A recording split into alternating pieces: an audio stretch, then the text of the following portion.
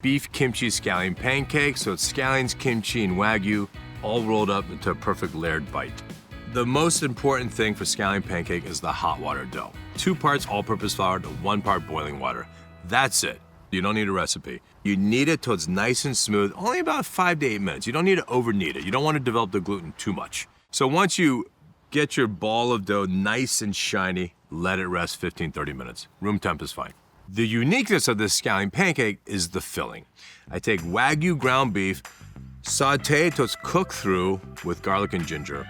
I then take my spicy kimchi, which is fermented cabbage. I start to saute that to reduce the liquid out. I want to get it drier. And then a couple tablespoons of what I think is just the base of Korean flavors, gochujang, which is this Korean chili paste with fermented soybeans. It really ties the whole dish together. So all that gets cooked, laid on sheet tray, cooled, and then mixed in with the cooled beef. So dough's nice and rested. So the dough is rested. Wagyu, the kimchi, the scallions, all are gonna go in this? All gonna go in it, yep. Once my dough's rested, I take about 1/4 and make a ball. I flatten it out, and the key here, it's not this shape. It just needs to be large enough and thin enough. So we're talking about 1/8 of an inch. So the key is it's 1/8 of an inch everywhere. Then paint with your oil, which is a sesame grapeseed oil combination. Paint that to the edges. Liberally add kosher salt. Liberally add your freshly sliced scallions. Then your cooled Wagyu beef, your cooled kimchi. Then the magic is rolling it up. So to create these layers, you start on one end, and like a sushi roll, you tightly roll, not super tight, but tight enough so it stays together, and you make this roulade.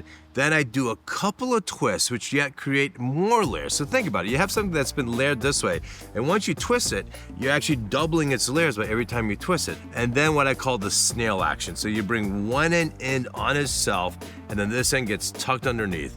And now you have this really big, thick snail.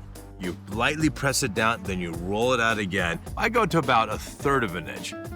So to sear the scallion pancakes, super easy. Medium-high heat. One side down, about 4 minutes until it's nice and golden brown. Flip it another 4 minutes. When you do cook it properly and cut into it, you can see the layers.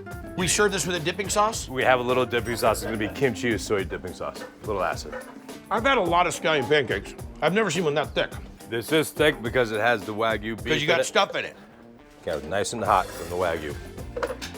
Wagyu beef, little ginger, little garlic, take some kimchi, roll it, cook it, slice it, serve it. Repeat. Creamy, flaky, big umami, the Wagyu and then the tang of the kimchi. I mean, you're getting everything. You're getting sour, you're getting spice, you're getting the saltiness, you're getting the crunch. This was perfectly made and fortified with flavor. It was a full meal in itself.